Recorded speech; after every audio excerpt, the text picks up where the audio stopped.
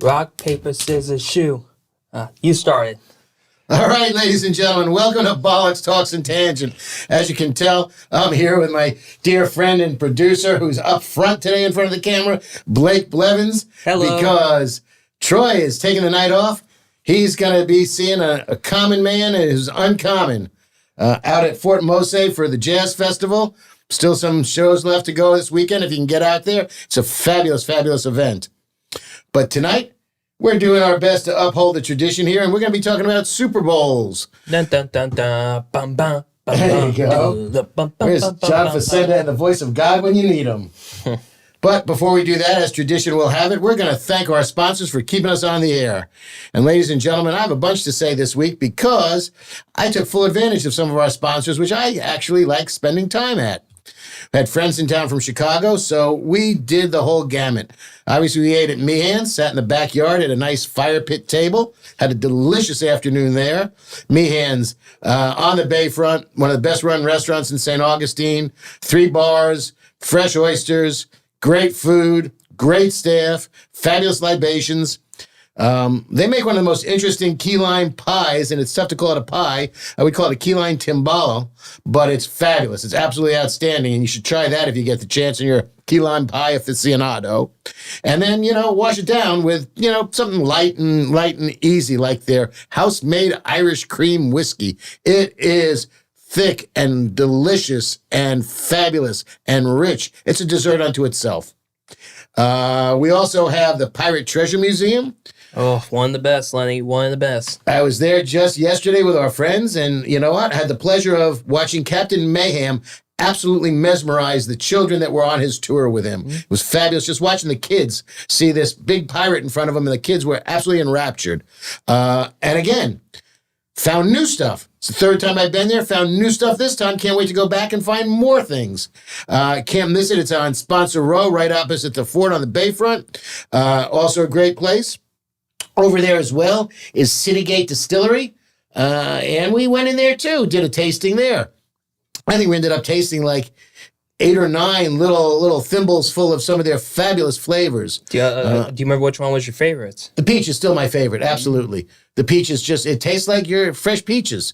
And I would use that next time I'm making a peach pie when they're in season. I'm going to use that to amp it up a little bit. Can't go wrong there. And they do free tours there as well. And we're on the subject of free tours. St. Augustine Distillery. My goodness. They've gone from guided tours to self-guided tours, but I believe I saw a sign there that says they're going to start to work in guided tours again. So when we get more information on that, we'll share that with you. But I will tell you, they are very generous with what you may taste there. They give you a couple of cocktails as you do your tour. It's very interesting because in the ice plant, you get a history of ice, you get a history of the building, and then you get the explanation of how they're making their products in the big still. I think it's Betty is their big pot still. And that's great too. And then when you get into the gift shop, because like everything else in Florida and America, please exit through the gift shop. You have a wonderful selection of their rum, their vodka, their gin, and then 5 bourbons. Tonight, I'm drinking the Saint. It's a delicious high-end bourbon that they make there. It's 109 proof, which means it's 54.5% alcohol. I think my math is right on that, Blake. The math doesn't lie, Leinster. Okay. And they age it for 3 years. So it takes all the rough edges away from it, and it's absolutely delicious. As a matter of fact, cheers to y'all. Cheers. Sláinte, my dear friend. Sláinte. And we also have Hebert Kresge & Associates. It's tax season is coming in now. If you don't have your accountant on hand, get a local accountant, Hebert Kresge & Associates. Yeah, bourbon's good. It'll cure you. They do all your tax planning. They'll do some financial planning for you. A wonderful organization. I've got a dear friend who's been working with them for a while, and, he's out of jail, so that's a good thing. Not that he was ever in jail, but, keeps him free and easy. So Hebert Kresge & Associates for all your tax and financial planning needs, and they're here in St. Augustine. If you're looking to expand your home, if you're looking for a new home, if you want to do some commercial real estate, there's a man in town who knows this town like the back of his hand, and he is at Coquina Coast Realty. Coquina Coast Realty, the number would be 904-669-7901. Out of town, call collect. That can answer all your real estate needs for commercial, residential, or just answer any questions you have about the housing issues in St. Augustine, as far as where you can move to, what you can do, what's available, what the housing stock is like right now, because this is a great place to live. I will tell you that. And then last but certainly not least, Kaiser's Deli, number 4, White Street, right on the bend of Anastasia Boulevard, halfway between the amphitheater and the bridge. And it is a wonderful deli, all your sandwich needs. And I will tell you right now, try the Bollox. We got a sandwich named after us. I finally How tried was it. that? I tried the Bollox today. It was fantastic. That's turkey, cheddar cheese, bacon, lettuce, tomato on a hoagie roll with a little bit of ranch dressing to tie it all together. That's the Bollox. They have a full line of Boar's Head products. They've got a great selection of wine, a great selection of beer that you can drink on premise or take off premise with you and take them home with you. Buy 5 beers, get the 6th one free. You're not going to go wrong when you go to Kaiser's. Say hello to Kurt. Tell him we sent you. As a matter of fact, tell all our sponsors that we sent you when you stop into any of these places. They'd like to know that we are doing what we should for them because we appreciate what they're doing for us. Okay. We may mention them again later in the show as we do. But right now, Blake, you got a word origin for me? I do. So I based it around tonight's topic about Super Bowls and so if I throw you a football, what do most people call that ball? The football, the pigskin? Yep. Okay. So do you want to know why people call it the pigskin? I do. Do you know why they call it the pigskin? I'm going to say no. All right, good. Suspense is killing you, isn't it? To find out why it's called the pigskin, I'll isn't it? I'll just keep drinking until I find out. Indeed. All right. So it is called a pigskin because when football was originally developed, it was originally made out of a pig's bladder. There you go. Okay. Yeah. So many historians note that before the 1850s, it was once made from the tanned skin of a pig, but more likely, the football was made from a pig's bladder. The bladder was used to help inflate the ball, but the name pigskin endures today. So the inside of the ball was a pig's bladder, but the outside is cowhide. It actually still is cowhide today. Wilson makes 216 balls just for the Super Bowl alone. Wow. And I don't think we're going to have any Deflategate this year because the Patriots and Tom Brady aren't playing, so it should be safe for all inflators on the game. Oh, geez. Okay, New York Jets fan over here. Oh, no, I just, the Patriots were just too good. How much did they torture you? Do you still remember, what was it, the butt fumble? Like, do you remember seeing that live? I do. Tortured memories, huh? Hey, do you wish you had St. Augustine Distillery bourbon that night? Pretty much. But I'm a Mets fan, so, I'm used to disappointment in the land of sports, believe me. However, when we get into it, I'll be talking about a glorious year for New York, so don't you worry about a thing. When you toss that pigskin around, where do you play it? You play it on a field. And what's another name for that field? The pitch. The gridiron. Ah. The gridiron, ladies and gentlemen. That's correct. 2 definitions of gridiron. One is just that. It's a grid of metal that you put on a barbecue or a grill, and you cook your food on it. But when they started introducing first downs or yardage distinctions in pro football, maybe it was even college football at that point in time, quite possibly. I don't know that it was pro because it was the late 1800s. And don't know that the Canton Bulldogs were there back then. But they lined the field, and you had a big rectangle, but then they started adding cross marks to it. And if you were sitting in the cheap seats up top, it actually looked like a gridiron. So that's what was going on there. It actually looked like a gridiron. Lenny. Easy. Thank you. I said stop that. You had to turn it down. See? Well, I was doing so well technically today, so now I'm not. Hey, I got the share button in. Your father wasn't here to harass me. We were smoothing right along. I was just looking to see who's in the comments. I'm still here. Yes, Barbara Jean, it's very good bourbon. Thank you. But when you looked at it from the top, it looked like a gridiron and the name stuck. And that came about in the 1800s, the late 1800s, when the fields were created to enforce the first downs or the yardage distinctions. Excuse me. Okay, I'm back. Gesundheit. Thank you. It'll come. Don't you worry. So those are our two-word origins. Blake and I decided that we've got so much fun to talk about with this being Super Bowl weekend. We're talking about our favorite games. I'm also adding in my least favorite game. We're doing halftimes. We're doing Super Bowl advertisements. We got a bunch to play with today. So yeah, Blake, we definitely do. All right, so let's start with like before the game starts. So obviously most of us have been to a lot of parties. Like so what's like so have you ever hosted a Super Bowl party before, or like what was like a favorite party tradition or memory that you had? you see, in my world, the Super Bowl is my holiday, and we're getting close to the point where it may actually coincide with President's Day, because if you look at the dates from some of the original Super Bowls, and we'll talk about Super Bowl III, which was on January 12th in 1969. Now we're playing a Super Bowl on February 12th, a full month later. I've got a dear friend of mine who his birthday is January 27th. And we always used to celebrate the Super Bowl. Sometimes it would be on a Sunday and his birthday would be on the Super Bowl.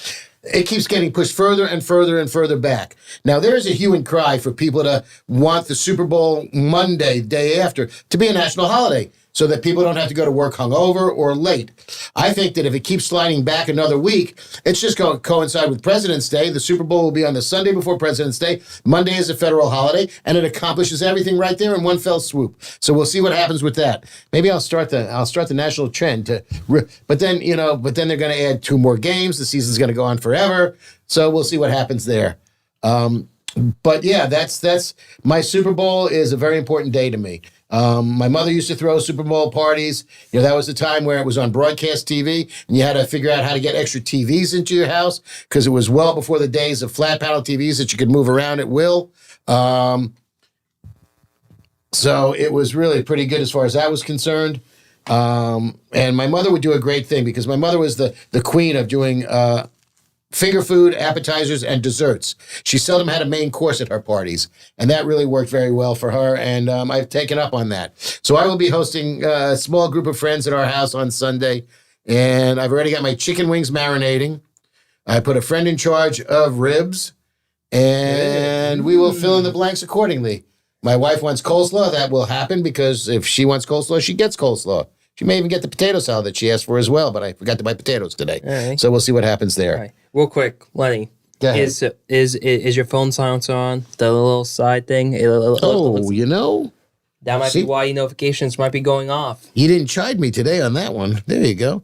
See, and I was so good on sharing the show and not screwing that up. Okay. Yeah, we're excellent. Yeah. So. Kaiser remind me to show up for work tomorrow. Indeed. Which is what you should do. I will. I already set my alarm for way too early in the morning. Good. All right. So your Super Bowl party memories? So my Super Bowl party. So when I had my family together, this was when I was still living in an HOA neighborhood. Okay. The best. Fun. That's a story for another time. My mom always brought like all of her friends together. We usually we usually have like 4 areas of TVs for the main adults, right. Teenagers, the little kids watching Dora the Explorer, then the people just out by the pool. Okay. So I evolved from there. We usually had a catering from the place on Old Moultrie. Right. Yeah, so they had like really great food, but also sometimes it was just Publix wings. Which okay, is, hey, that's fine. They are really good. I know not the best chicken wings, but on a lazy Sunday, exactly right. Got nothing else to do. Easy to do. Get a box of fried chicken wings. I will tell you though, after I graduated college, and most of my friends and I who were in college still ended up gravitating locally. Most of us were in and around Manhattan or New York. And we would host a Super Bowl party every year. Dear friends of mine would host a Super Bowl party every year. And I never missed a kickoff. But, at that point in time, I had started working in the restaurant business a couple of years after college. And it was sort of tough to get the Super Bowl off, though, depending on your restaurant. If it wasn't a bar restaurant, nobody was coming in. When I had my own restaurants, I used to sit at the bar with a friend of mine, and we would bet on every play. We used $1, and it went back and forth a lot of times because you had men whose consciousness was raised and their wives. The bourbon's killing you today. It's not killing me. It's just a little stuffed up. It's Maybe Amanda got me. Ooh. Well, this is a microphone that she's using. Well, I'm distancing myself away from that microphone. I would.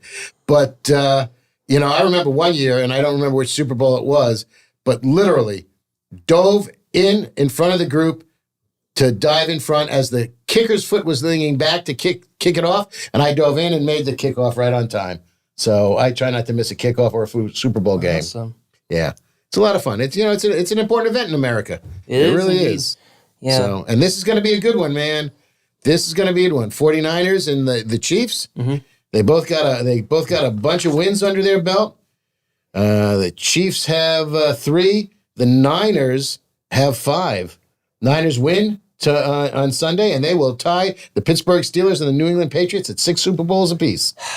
That's the part that hurts me about rooting, because I'm kind of rooting for the 49ers because I do not want to see Taylor Swift near the Lombardi Trophy. Wait, you're not expecting her at halftime to endorse Joe Biden and have the entire CIA deep state coup to come to truth? Okay, I'm not thinking that, but there's a little confusion. What about Travis Kelce getting down on one knee in the middle of it and giving her a ring? I think that's going to happen if the Chiefs win. I don't think either of them. I don't believe the whole like Taylor Swift conspiracy theory about her endorsing Joe Biden. No. Like she doesn't get that involved in politics. She only does it if it really affects like her image to a point.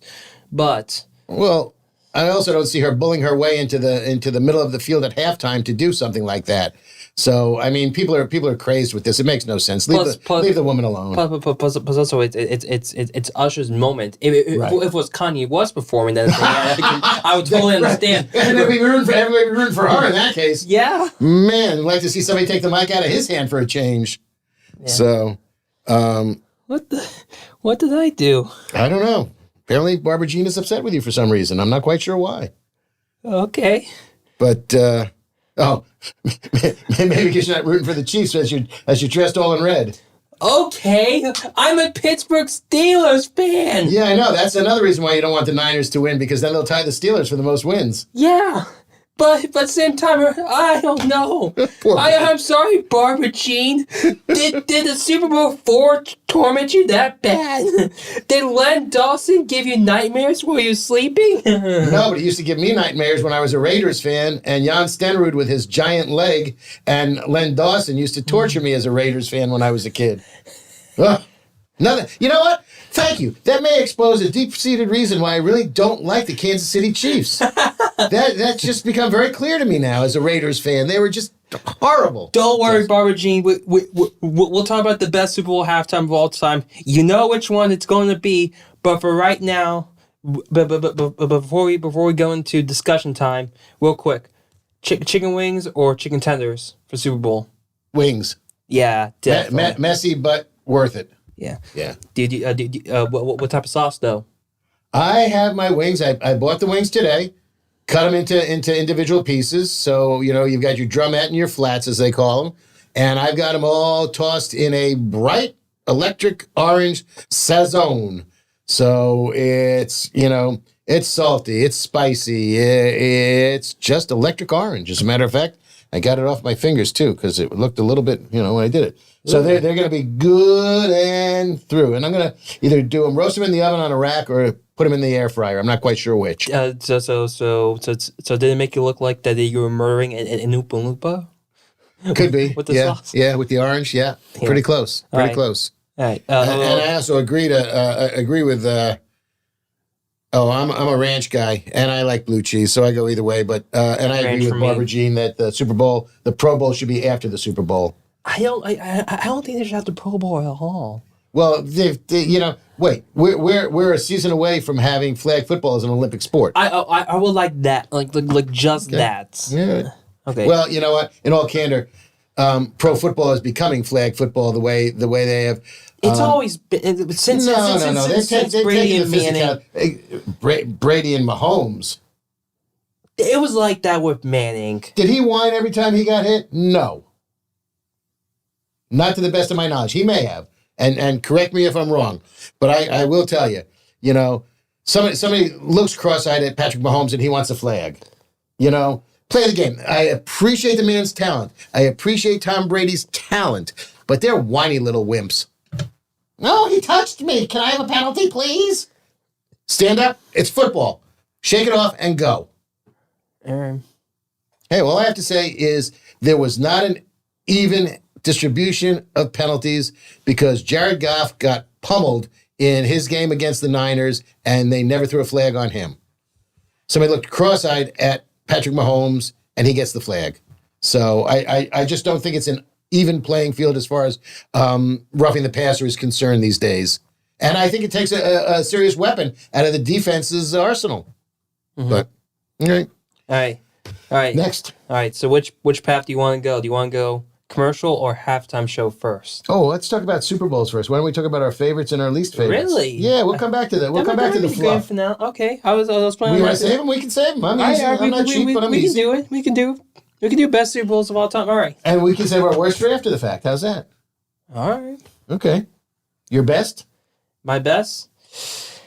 I have a lot to go off of. So the ones I have is Super Bowl is Super Bowl 49. That's Seahawks Patriots, where Malcolm Butler intercepts Wilson at the goal line. Oh my goodness! Which they should have. Which the Seahawks should have ran the ball for the 1 yard line. Marshawn Lynch? No, yes, no, maybe. But actually, fun fact, because that I can't call it my favorite Super Bowl because I was on a bus with my dad to Washington D.C. for my trip. Okay. Yeah. So I really can't call it the best. The best for me is actually Super Bowl 13, Cowboys Steelers. Ooh.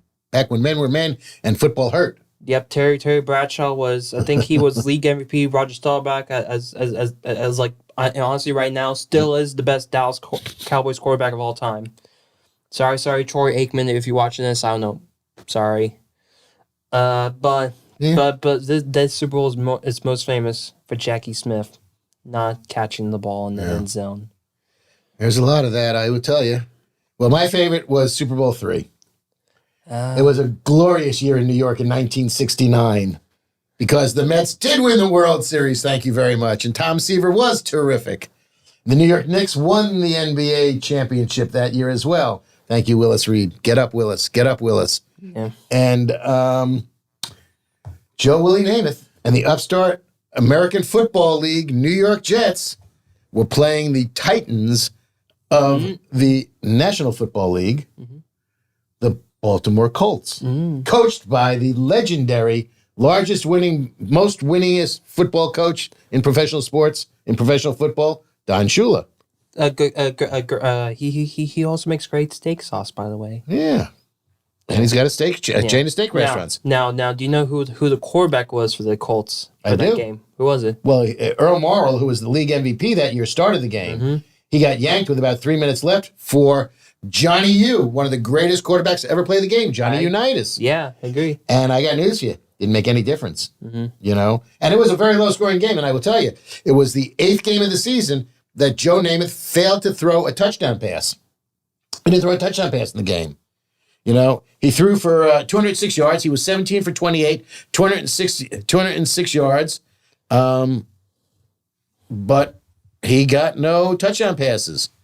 But the Jets did intercept the Colts 4 times. Earl Morrall 3 times, and Johnny Unitas late. One of them was in the end zone, too. So they took a bunch of points off the board there as well. And Weeb Eubank made his name as coaching history by beating them. But the entire hitch of that entire thing is Joe Willie Namath being him and the man that he was. The man had a little bit of swagger, maybe, a little bit of confidence. He ended up declaring that the Jets would win that game. He was all over Miami saying, we're winning this game. He absolutely guaranteed it. And it came to fruition. Right. So what do you think's the best look for Broadway Joe? The fur coat or the pantyhose? Oh, the fur coat. Oh, yeah. Bachelor's 3, man, when he had that club.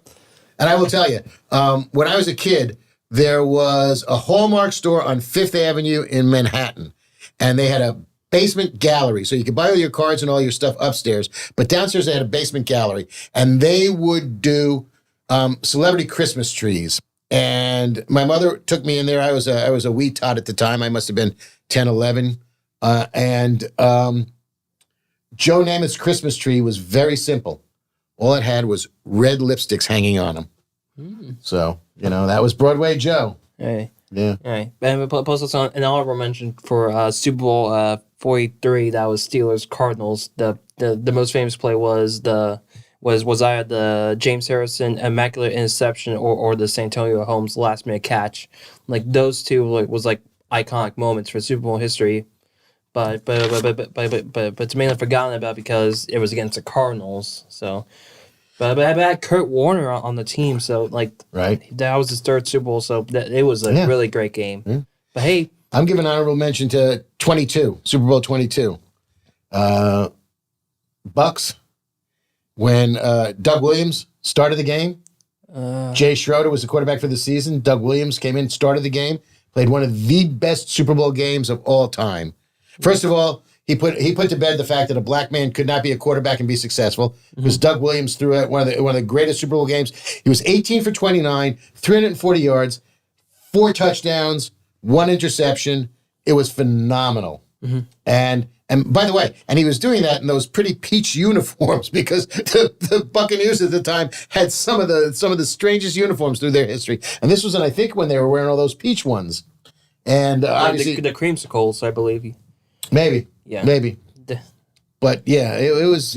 Ooh, I don't like creamsicles. I do like the peach liqueur at City Gates Distillery, but be that as it may. But yeah, and he threw all those touchdowns in 1 quarter. It was a great game for Doug Williams, and it was a turning point in the NFL as well. Yeah. And now nobody says Jay Schrader anymore. Yeah. Indeed. All right. Okay. All right. Do you so you want to save worst for last because I have a feeling you really want to get this game up. Oh, it was painful. It was just so painful. We can do it now because it was horribly painful. First of all, it was the New England Patriots coming back from the brink of disaster, and they ended up winning in overtime. And it was god awful because the Atlanta Falcons and Matty Ice just collapsed. It was just horrific. That was I mean, technically it was a good game. But, until but the end, it was just painful to watch. Like that Atlanta was there. Like all they had to do was run the ball. Yeah. Like just multiple times. Just don't mess up. Don't pass the ball. Just run down the clock. You will win. But no. There was no score by either team in the first quarter. Patriots had a field goal in the second quarter, and the Falcons had 3 touchdowns, so it was 21-3 at the half. Patriots got 2 field goals in the third quarter, and the Falcons got a touchdown, so it was 28-9 going into the fourth quarter.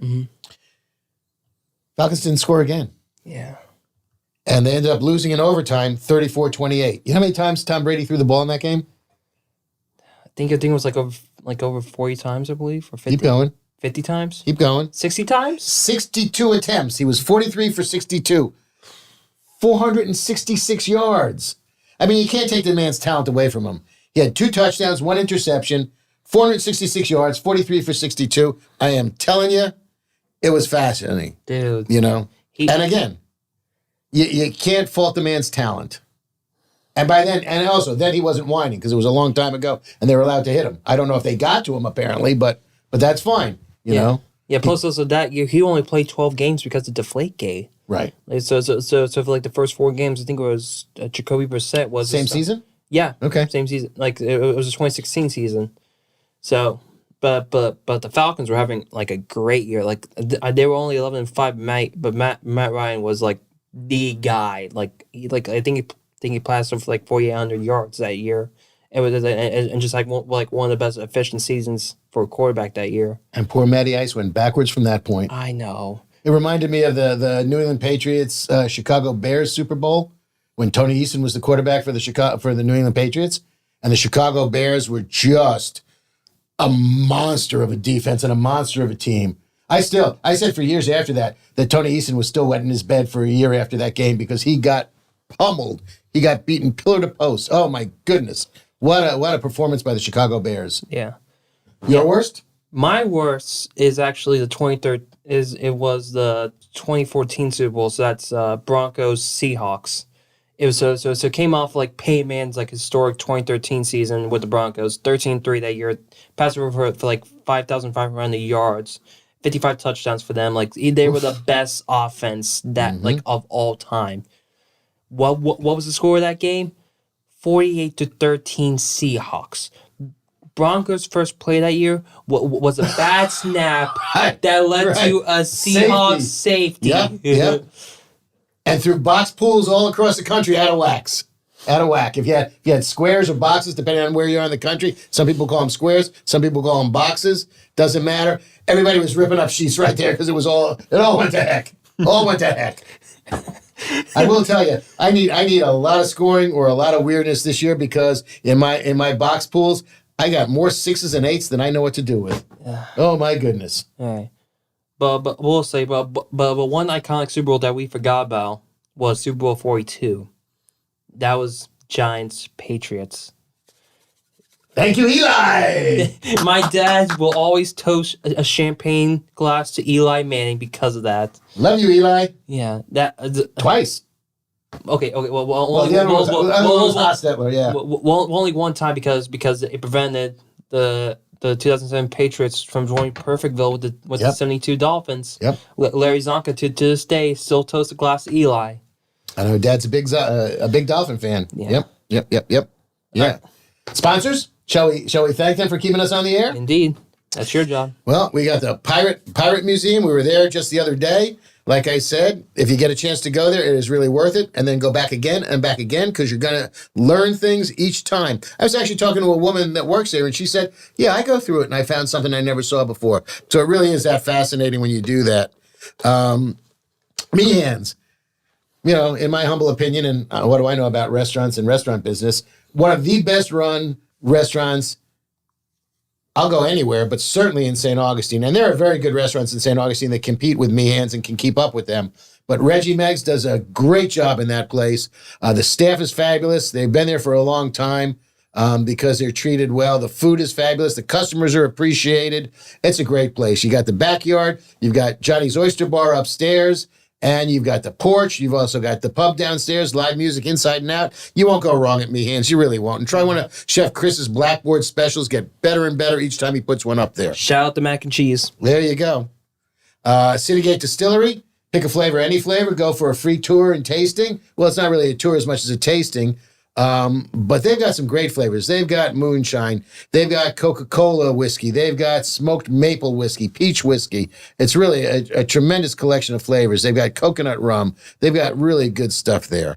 And on that same note, the St. Augustine Distillery, one of the best tours in town, and I'm really looking forward to when they're going back to guided tours. I will keep you appraised on that as we go forward because it's going to be interesting to see what they choose to do with that. And again, in the old ice plant, you get an education on ice making, as I said, as well as whiskey making and spirits. And you know what? And they're a local business. They use Florida cane sugar, and that's what they use to sweeten their drinks. And that really works out well too. Plus, they've got mixers there. They've got a tiki mixer that's like a coconut base. They've got an old-fashioned base. They will help you with anything you need to do to make your cocktails better. And they might even teach you a little bit about how to mix up something really good for your Super Bowl party if you get there tomorrow or Saturday. They're open. Go in. Grab some whiskey. Grab some backup mixers for them, and you're in business. We've got Abear Kresge and Associates. I got to start getting my papers in order. I hope you are too. It always comes down to tax time crunch, and they will keep you focused, and they can help you with your taxes. Abear Kresge and Associates here in St. Augustine. If you have your tax needs or financial planning needs, I think those are the people you really should talk to. Coquina Coast Realty. If you're looking to sell your home, buy a home, You're looking for a space to open a business. Can't go wrong with that. The man who runs that place is very, very knowledgeable about everything in St. Augustine. He's a handsome man, I've been told, but he's the one who tells me that. So I'm just passing that on. And we've got Kaiser's. 4 White Street, the deli on Anastasia Boulevard, Boar's Head Products, that ain't easy to say with loose teeth. And these are all mine. Fresh baked bread every day. You're not going to go wrong there. Plus, you know what? They also have a local market in there with local products. Bee Hill Farms produce, honey, one of the best honey businesses you're going to find. Local couple has hives everywhere. And if you're eating honey, you need to eat honey from the neighborhood that you're in because it helps you with allergies and your immune system. It's a wonderful thing. And Kaiser's got a whole slew of local products there from local artisans. So not only are you supporting Kaiser when you go there in Kaiser's business, but you're also supporting other local merchants in St. Augustine in family-run businesses and cottage industries. So you're not going to go wrong there as well. And don't forget, try the Bollox. Mm-hmm. Just saying, try the Bollox. And I think that covers our sponsors right now. So we can get back to... Good job, Leinster. Super Bowl advertising or halftime shows? I think we should go with advertising. Okay. Because since we're done for our ads... Okay. Might as well talk with the most iconic ads of all time. All right. I'll let you go first because I'm really partial to mine. All right. So I have like a whole bunch of honorable mentions. Okay. That I have. Because one of them is your pick, but a lot of them are actually beer companies and most of them were Budweiser. Yeah. The ones I can think about is the Budweiser frogs. The frogs on the lily pads. Yeah, the 3 frogs on the lily pad. Sure. What's up? That's a Budweiser one. And obviously anything with the Clydesdales is just iconic. In my opinion, you also have the Betty White Snickers ad. you not you when you're hungry. Oh yeah, okay. And plus also Michael Jordan versus Larry Bird, doing a shootout for a Big Mac. Right. But my favorite is the Mean Joe Green Coca-Cola ad. Yep. I know I have a little bit of bias because Steelers got a Super Bowl, but. It is such a great story within 30 seconds. Just seeing me, Joe Green, being hobbled, a kid holding his Coke, just asking him, "Are you okay?"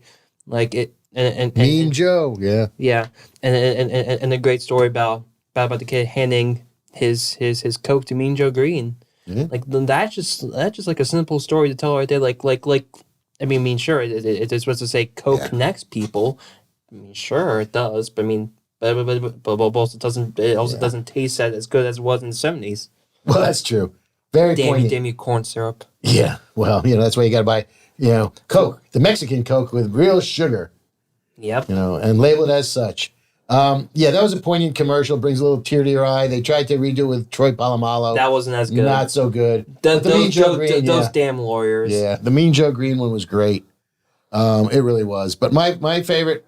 And by the way, I will tell you that every now and again, one of those Budweiser commercials seduces me, and I mean seduces me. I do not like Budweiser. Grew up drinking Schaefer and other beers. I'll drink a Heineken. I'll drink a Miller.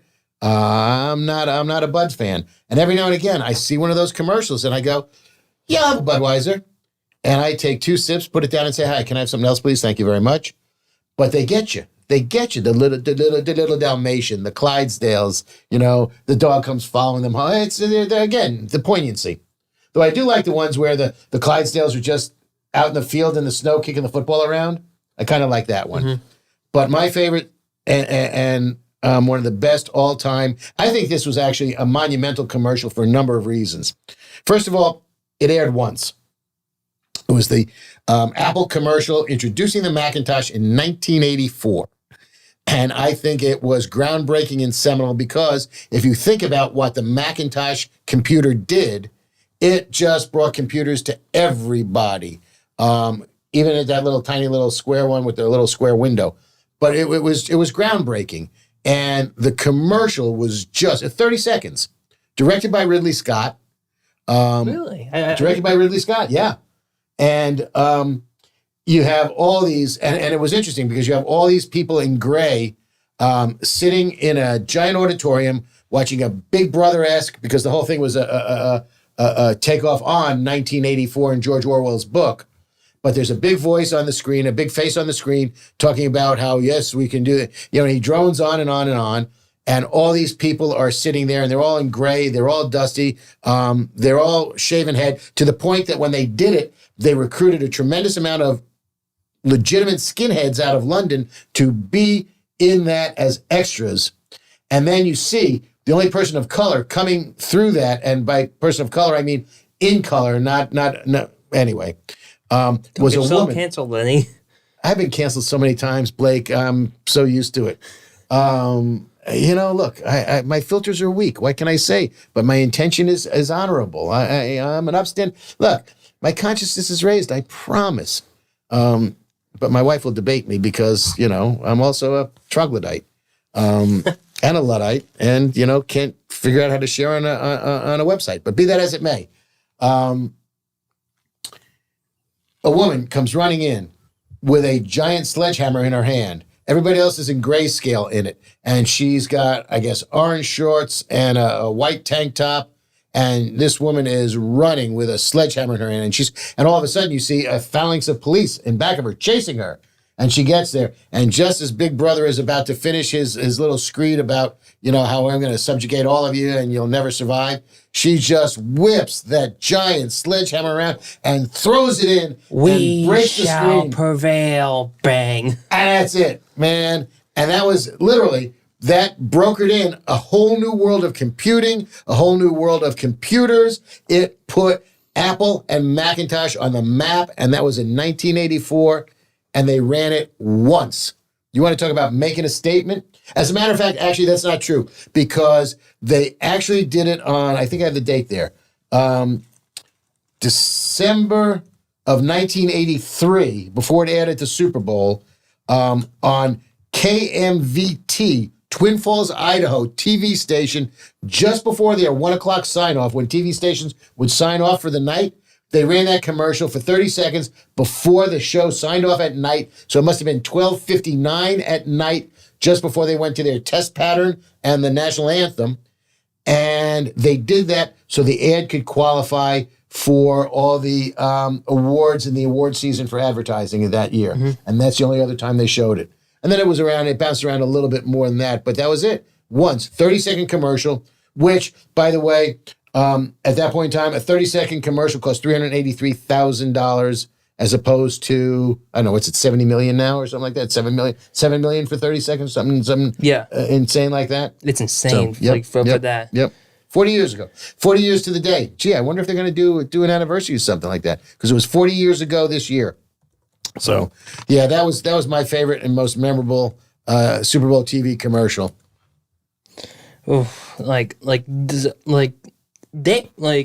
advertising did its purpose. Like, you remember these products that, like if you have a great commercial during the Super Bowl, you remember the products. Oh yeah, amazingly. Oh yeah. Like people know Apple more. People know Budweiser. People know like other companies. Like if you have a great commercial, you will be remembered. Okay, so what was it? The Kia Sportage with the chipmunks, or with the gerbils, or whatever it was? I kind of remember that one, but I'm not buying that square of a car. Oh yeah, no. Trying to see which one was the worst Super Bowl commercial of all time. And now and in the land of spoiler alerts, you can see almost all the TV commercials for the Super Bowl before the Super Bowl. I mean, I don't know if it's happening this year, and I would be surprised if it wasn't. They do a TV show with the Super Bowl commercials the day before the Super Bowl. Can we have some original programming in America, please? I ask you, please. I mean, it's not like there's not enough content, because there is so much content between every streaming service. It's fascinating, the amount of content up there. Yeah. And I often think that the largest industry outside of defense, and it might be inclusive of defense, is television production or movie production, because every country has an industry. And Bollywood could eat the world, but every country does their own programming. And it's really funny because some of them are syndicated and we see some of them. But if you just look at Netflix and look at the languages, things are on Netflix or on a Netflix, and how many different languages are there. And, we're watching Spanish issues and French issues, and it's pretty wonderful. It's good quality programming. I watch a lot of British procedurals. Yeah. I can almost understand them as well. Thank goodness for close subtitles. Exactly. Yeah. Barbara Jean mentioned a great commercial, the Budweiser 9/11 commercial that aired once as well for the Super Bowl. Yeah. But actually they actually reshot that commercial 10 years later when One World Trade Center was being rebuilt in 2011. They did it for the 10-year anniversary as well. Yeah. So that was very like poignant as well. We're what? We're 22 years away from that. 23 years away. Please don't make me do math. Yeah. It is still one of the most gut-wrenching and poignant events. I mean, being a New Yorker, walking to the Bay from Long Beach and looking and seeing the smoke still billowing up, it's still good. I've been to the Ground Zero. I was there actually. I had just gotten elected into the city council in Long Beach, and was taken in by a couple of people who were putting new windows in one of the buildings right across the street from Ground Zero.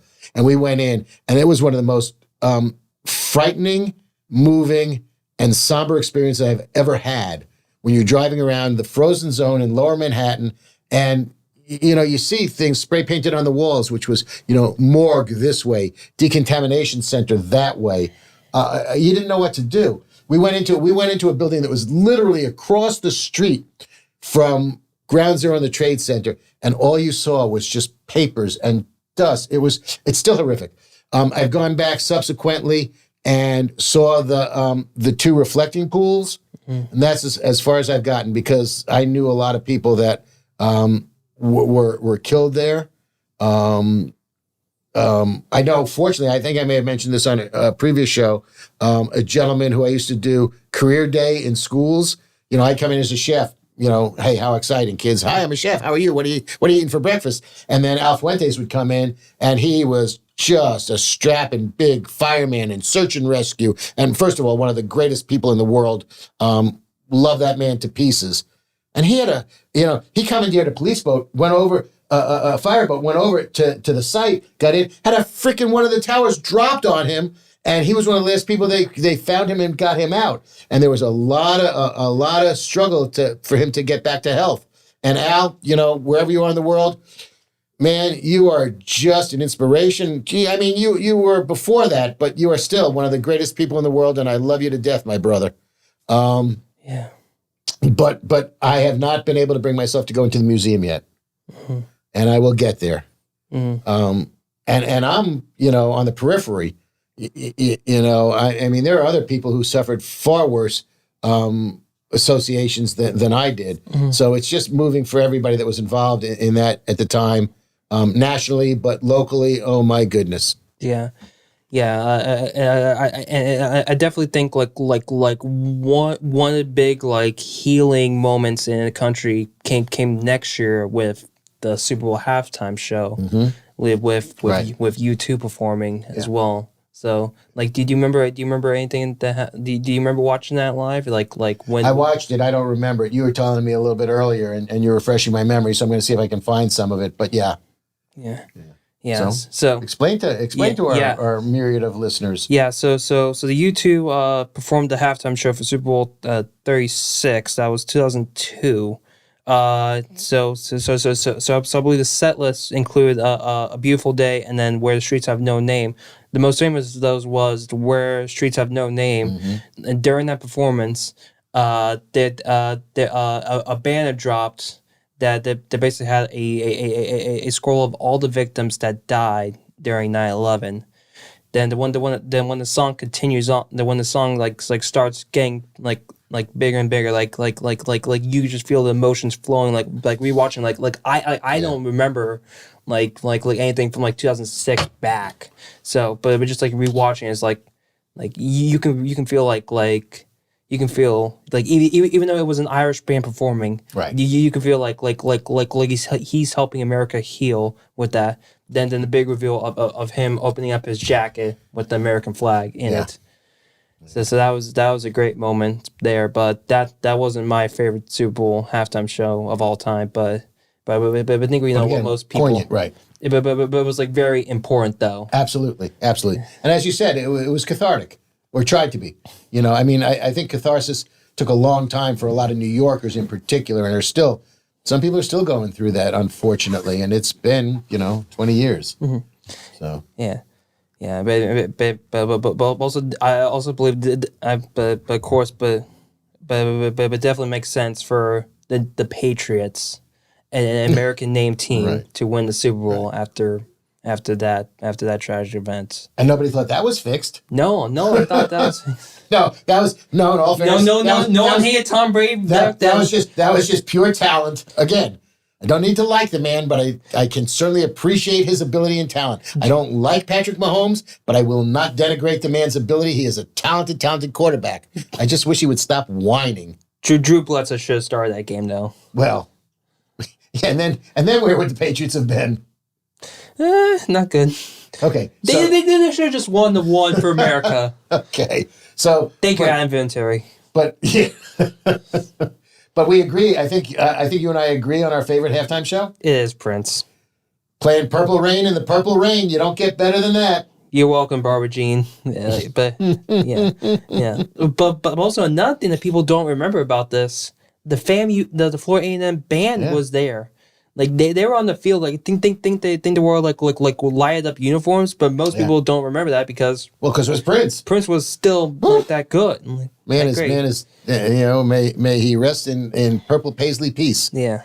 Which ain't easy to say. Yeah. But what's interesting is Florida AMU, their band. In the original 3 or 4 Super Bowls, they treated the halftime like a halftime at a football game, and they had marching bands. So the first 3 or 4 years, there were marching bands that came out. Grambling did it 3 years. FAMU was a couple 3 years and came back with Prince. So they didn't get into superstar celebrities for quite some time, and I think a lot of those started in the in the early 90s. Because in 1970, for those of you who are closer to my age or older, Carol Channing was the halftime act in 1970. So I don't know if she did Hello Dolly, but man, she probably did. Gloria Estefan made a couple of appearances. Bruno Mars a couple of appearances. Beyonce twice. But who can forget in 2004, Nipplegate? No, you got to bring it up. You don't have to applaud it, but it was seminal as well. And you're telling me that invented YouTube. Yeah, it did. The founders of YouTube like one place to go for like if moments like that happens. Hey, John. For people to record it, like so that moment in like the start of the chain events of the formation of YouTube. Which you'll see us later on tonight. Oh really? Oh yeah, right, exactly. Right. If you don't get us here, you get us on YouTube. Yeah, but I'm gonna say something controversial. That's usually my job. Go right ahead, please.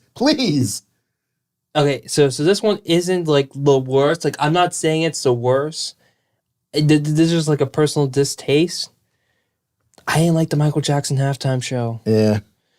Mainly because you have 13 minutes to do a halftime show. He spent the first 3 minutes of it just standing there, just letting the crowd cheer, sing the songs, and even then, most of the song he only sang I think he only technically sang one song, Black and White, and I think Billie Jean was lip synced, like bad. Like it was just a studio recording. He didn't do like a live recording then to just lip sync over that. It was just a studio recording. Wow. And you were telling me that he got paid where other Super Bowl halftime he was the only one to get paid, but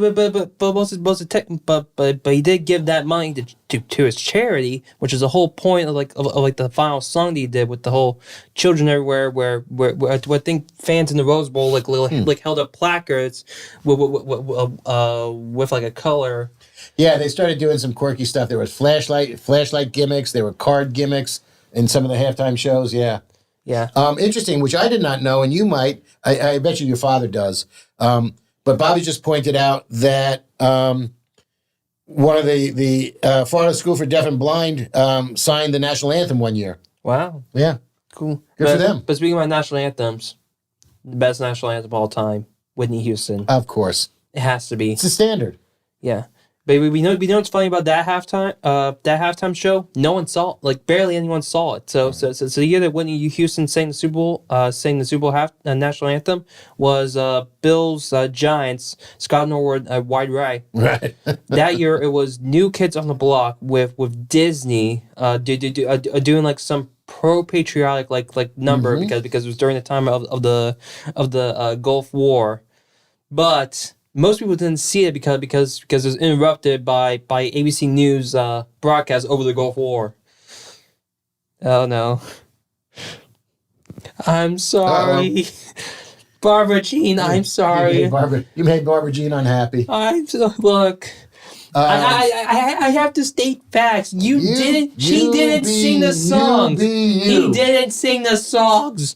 He just lip. I mean, I know everyone lip sing, but at least they actually do a different recording than just a studio version of the songs. Look, I will. At least Black Eyed Peas actually tried to sing the song. They just didn't do it well. But the Whitney Houston national anthem is the standard.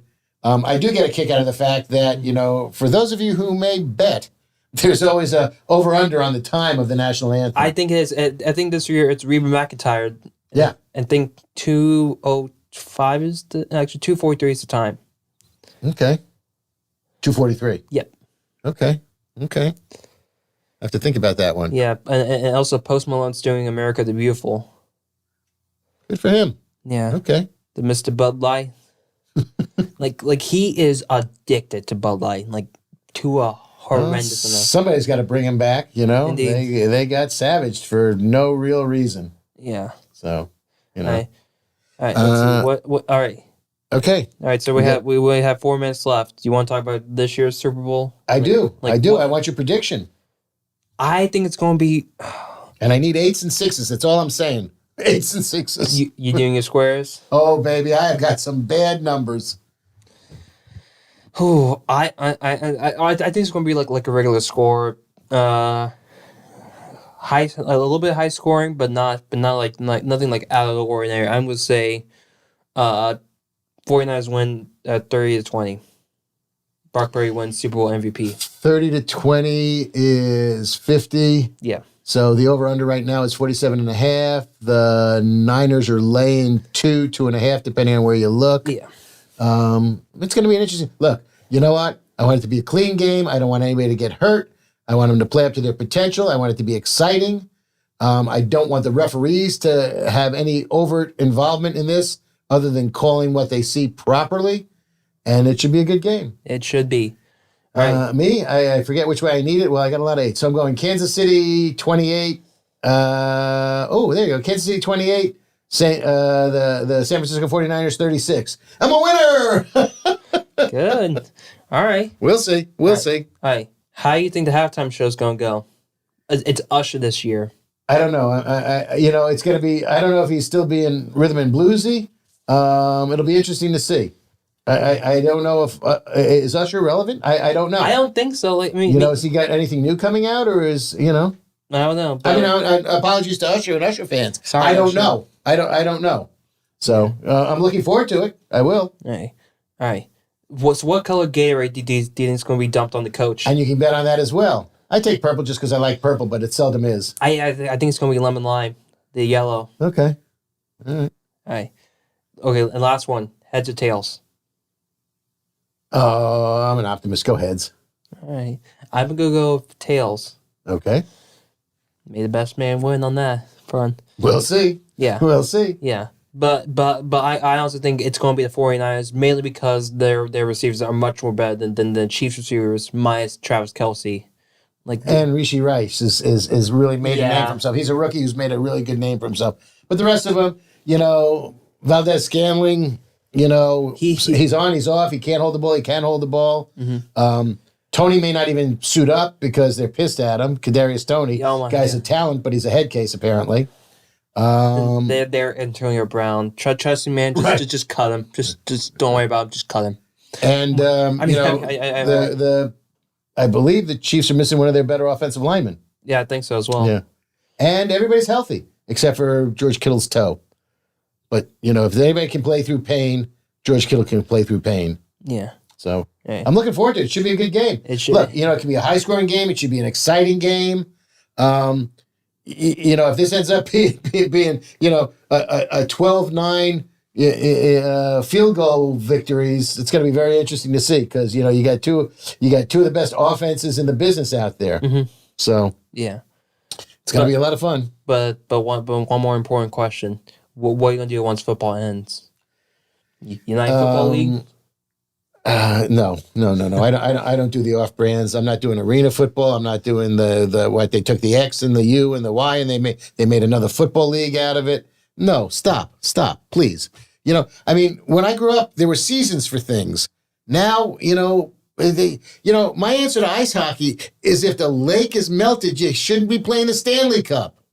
It's got to be on a frozen pond. All So. right. All right. Anything else? It's I think we're done, my friend. Good job, my friend. Appreciate you so very much. Right. We did it. You want to do the outro? Tell everyone goodbye. Ladies and gentlemen, thank you very much. Enjoy the Super Bowl. Bet with your head, not over it. Enjoy your wings.